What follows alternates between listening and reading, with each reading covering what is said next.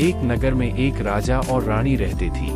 उनको संतान नहीं थी, इसलिए राजा बहुत दुखी थे। रानी बहुत धार्मिक और श्रद्धालु थी। एक दिन राजा उदास थे।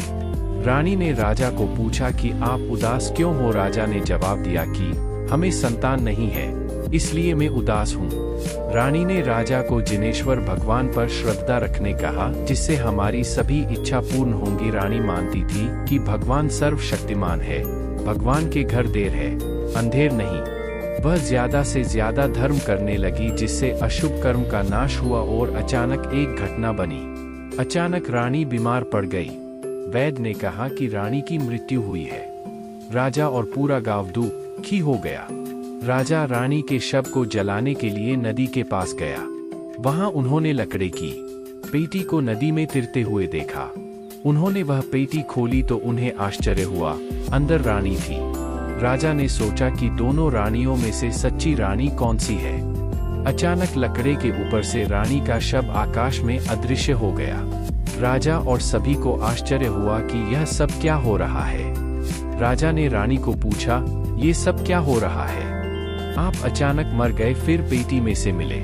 रानी ने कहा कि मेरा राक्षस द्वारा अपहरण हुआ था और मुझे एक गुफा में रखा गया था। मेरे पुण्य से ही गुफा में मुझे जिनेश्वर भगवान की प्रतिमा मिली। भगवान को देखकर मुझे बहुत आनंद हुआ। मैं मेरे सब दुख भूल गई। मैं गुफा में जिनेश्वर प्रभु की मूर्ति के पास प्रार्थना करती थी। मेरी अत्यंत भावपूर्वक की हुई भक्ति से एक चमत्कार हुआ। रानी की भक्ति देखकर शासन देवी प्रकट हुई और रानी ने अपनी सब मुसीबतें बता दी। शासन देवी ने रानी को आश्वासन और हिम्मत दी और कहा कि आपकी श्रद्धा और प्रभु भक्ति की परीक्षा करने मैंने ही ये सब किया।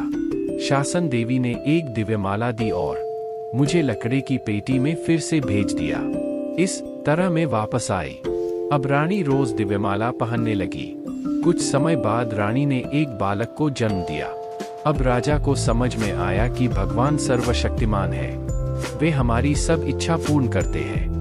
बोध, हमारे भगवान सर्वशक्तिमान है। भगवान को छोड़कर कहीं और नहीं जाना चाहिए। सुख या दुख, दोनों स्थिति में प्रभु की बहुत भक्ति करनी चाहिए।